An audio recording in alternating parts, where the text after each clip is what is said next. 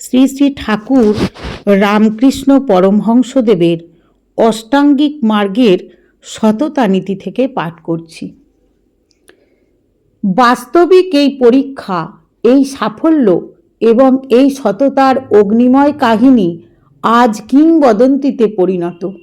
কিন্তু এই সততা, এই পরীক্ষা এবং এই সাফল্য কি শুধুই শ্রী রামকৃষ্ণের একার? না, এক্ষেত্রে শ্রী শ্রী মাও তাঁরই সমতুল কৃতিত্বের অধিকারিণী। অকথিত সেই মহান বীরত্বের ইতিবৃত্ত সম্পর্কে লীলা প্রসঙ্গকার লিখছেন, ওই রূপে দিনের পর দিন এবং মাসের পর মাস অতীত হইয়া ক্রমে বৎসরাধিক কাল অতীত হইল, কিন্তু এই অদ্ভুত ঠাকুর ও ঠাকুরানীর সংযমের বাঁধ ভঙ্গ হইল না। এক্ষণের জন্য ভুলিয়াও তাহাদের মন প্রিয় বোধ করিয়া দেহের রমণ কামনা করিল না।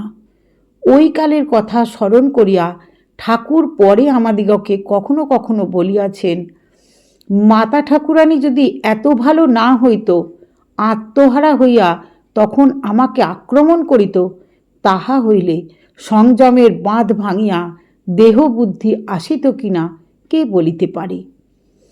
এর আগে শ্রী শ্রী মাকে যখন শ্রী রামকৃষ্ণ জিজ্ঞাসা করেছিলেন, তুমি কি আমায় সংসার পথে টেনে নিতে এসেছ?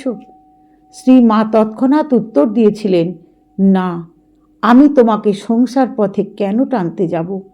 তোমার ইষ্ট পথেই সাহায্য করতে এসেছি।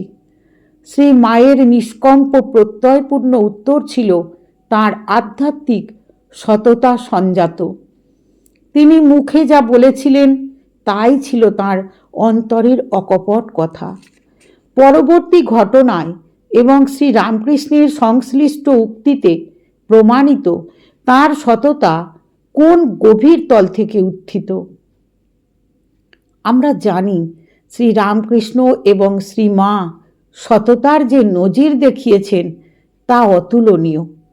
সাধারণ মানবীর পক্ষে তার অনুষ্ঠান অসম্ভব। অসম্ভব হলেও তাই কিন্তু আমাদের আদর্শ। আমরা তার 16 আনা জীবনে প্রতিফলিত করতে পারবো না, কিন্তু আন্তরিকভাবে চেষ্টা করলে 1 আনা কি 2 আনা অবশ্যই করতে পারব। বস্তুত তাদের ওই আদর্শ দেখাবার উদ্দেশ্য তাই। শ্রী রামকৃষ্ণ বলতেন, মন মুখ এক করে স্থির করো, কি চাও তুমি। যদি ঈশ্বরকে চাও তাহলে সংসারের প্রতি, বিষয়ের প্রতি, ইন্দ্রিয় সুখের প্রতি আকর্ষণ কমাতে হবে এবং অবশেষে নাশ করতে হবে।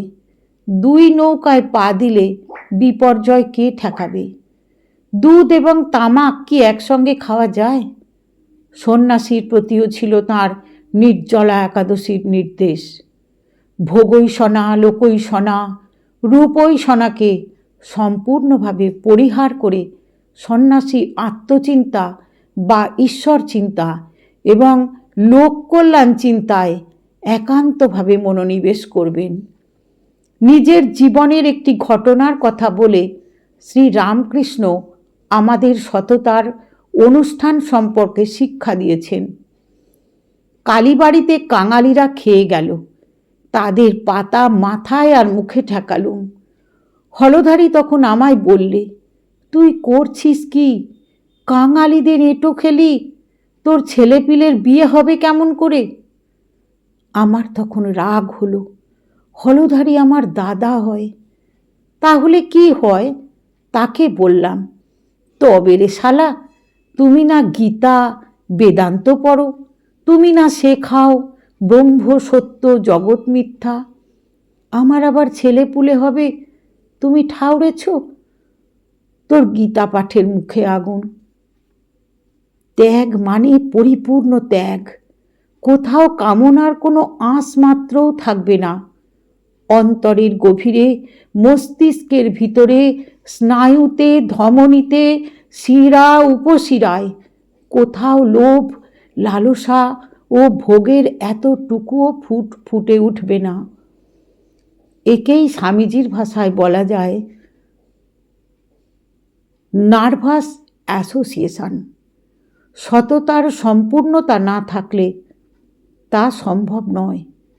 বাইবেলে যীশুখ্রিস্ট বলছেন, তোমার আনুগত্যে যেন কোনো ফাঁক না থাকে। মাথা বিকালে এক প্রভুর কাছেই বিকাও। প্রভুর সংখ্যা একাধিক হলে আনুগত্যে ফাটল থাকবে। প্রতারণা ও প্রবঞ্চনা সেক্ষেত্রে অবশ্যম্ভাবী। যিশুর ভাষায়, কোনো মানুষ একসঙ্গে দুজন প্রভুকে সেবা করতে পারে না, কারণ হয় সে একজনকে ঘৃণা করে, অপরকে ভালোবাসবে, অথবা একজনের প্রতি অনুরক্ত থেকে অপরকে অবজ্ঞা করবে।